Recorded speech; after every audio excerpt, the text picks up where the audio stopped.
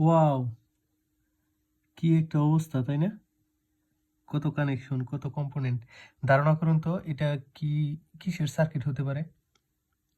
আচ্ছা, আমি বলে দিই এটা হচ্ছে একটি ইয়ামাহার একটি সাউন্ড মিক্সচার সার্কিট। তো এটা হচ্ছে আমার শখের বশে কিনা, মূলত আমি গানের মানুষ না। তো এটাতে হচ্ছে রেকর্ডিং এর জন্য কিনেছিলাম।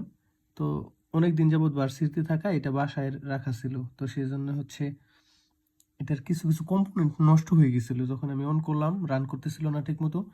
যেমন আপনাদেরকে একটু যদি বলি, এখানে আপনারা জানেন যে এই যেসব হাই কোয়ালিটির হচ্ছে কনডেন্সার মাইক্রোফোন আছে, ওইগুলোতে অতিরিক্ত ভোল্টেজ প্রয়োজন হয়, যেমন 48 ভোল্ট।